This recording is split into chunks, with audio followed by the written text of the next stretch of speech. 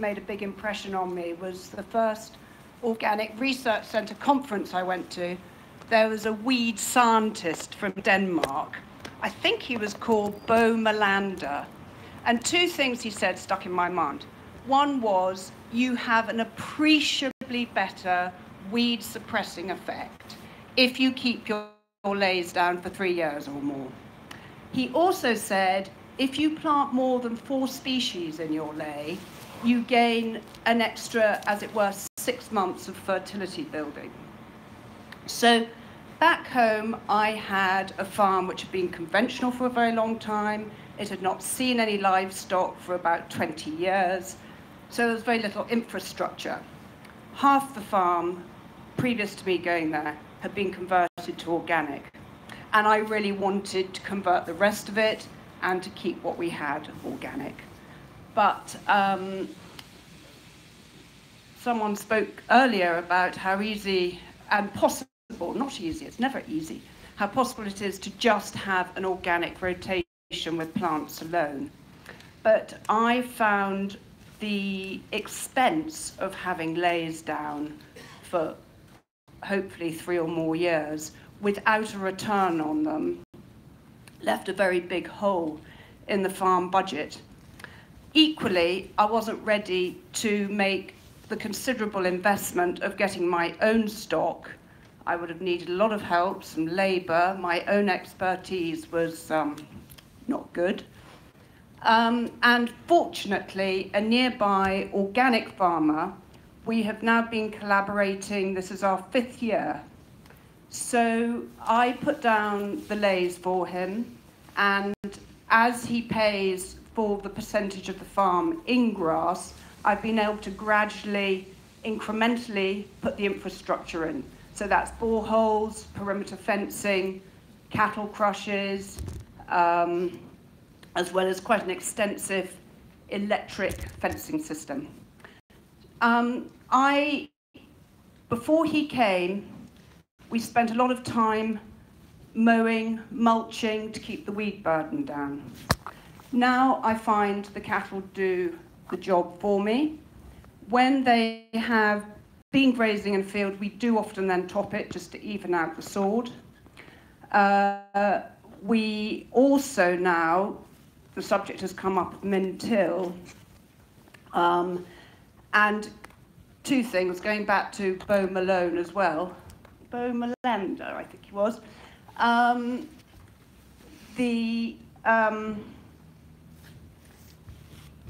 just lost my train of thought. Weeds. So we top the sward, but also we can undersow our crops with the overwinter cover crop and then graze it over the winter. Someone's already touched on that. And we don't just do the cattle on the overwinter cover crop, but we do the sheep as well. I really like sheep. Cattle pay good money and they cover a lot of ground, but the effect the sheep have on the weeds, on the overwinter cover crops, is wonderful. It's a real pleasure to go out and see what they do. But it's the combination of the two. So when the cows have been on a grass ley, we might top it, but we might also run the sheep over it to finish it off, clean it up. So the two in tandem is great. Katie asked me to talk a little bit about the disadvantages of collaboration. It means my priority is the arable side. I want to grow, really good crops with good yields, whereas my graziers who have a grazing license obviously want to maximize the forage. And I can see the red card coming up. Multifaceted approach to weeds, cover crops, grazing, and also, because we've got a grain cleaner, we take all the weeds off the crop. So we close the combine and try and take as many weeds off the field when we're harvesting. So that is the sort of 3-pronged approach. Sorry to disrupt you, Sophie. One thing I did, remind you that Sophie actually shared some photos from Hemsworth that are in the slideshow, as did Tom. So do take a look now or at the lunch break. There's some great pictures that kind of demonstrate what both of them are doing. So I think now I'll invite Laura Crook from Rothamstead. Laura's a weed ecologist working particularly with blackgrass and is going to talk to us a little bit about Leys and weed. As many heads coming out as possible, and then cutting it, and probably that'd be about early June times. Try and leave it as late as possible, and then it's making sure with the good management. I know it's just said earlier about making sure not to mix the soil up too much. So I know ploughing is what people like to do after a grass lay, but you need to make sure that the seed decline in the soil has definitely happened before you do that, because although I said earlier that 90% of seed could be declined, but if you've still got 10% of viable seed left in the soil, you run the risk of possibly bringing that up and possibly having viable seed. So yes, that'd be my tips, I guess. We don't do that much research on blackgrass and Leys at the moment, but we have just got a long-term experiment that's about to come into in starting next year. One of these rotations is going to be for 7 years, and they've got that 7 years got 2 years of grass and clover Leys in the middle, with spring crops and legumes as well. So watch this space. Thank you very much. Have we got any questions or comments or experiences with impact of Leys on weed control? Yep. So it's a catch-22, because the better the soil health is, the more protozoa you've got, they'll be eating up all the weed seeds and so on. But if you're turning it over, then you're reducing the quality of the biology, and so you're not getting that and all the rest of that thing. It'll be better in the long term, but you have to plough when you have to plough, I guess. So, from Hampshire, in the New Forest.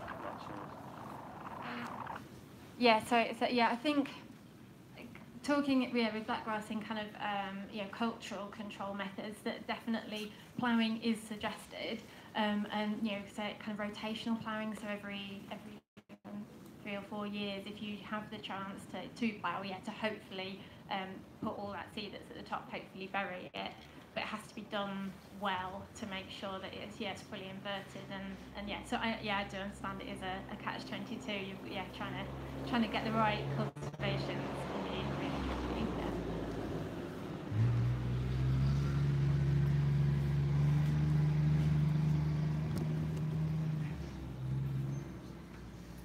Mark Gale from Somerset, not an arable farmer, so I can ask a stupid question.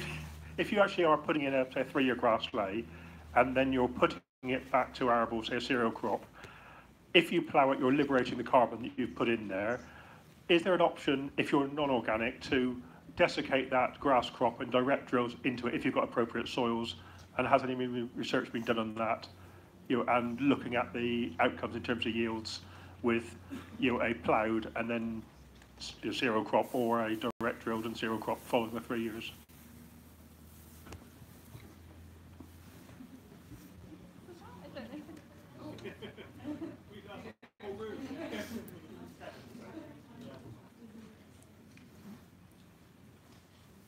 Yep, 1 2 1 2 testing. Yep. Yeah, no, that's how we.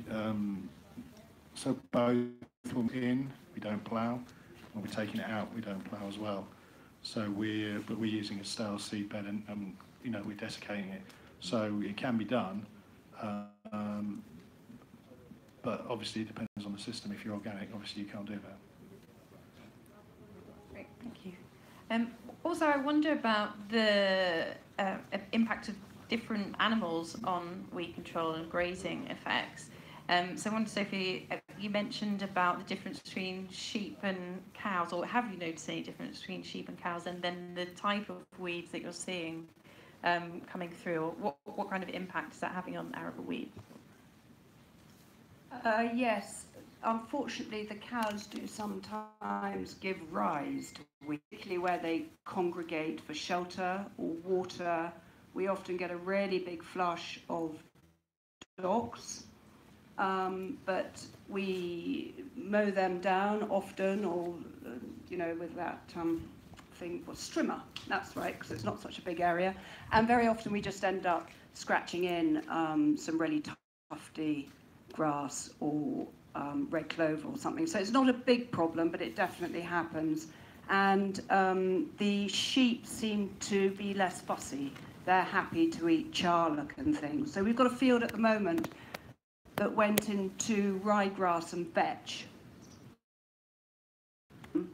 And it's grown really well, but so's the charlock up in one corner that used to be a game strip when the farm was conventional. And the sheep are making a really convincing job of that, which is great.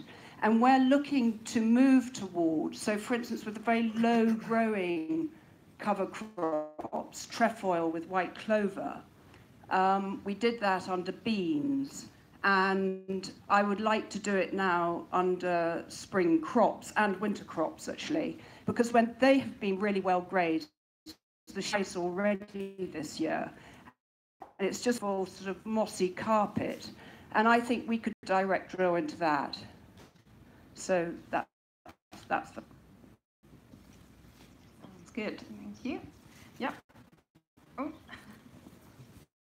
Katie, Alistair Lee from the Game Conservancy. I just want to pick up on the point that Sophie made very well about livestock.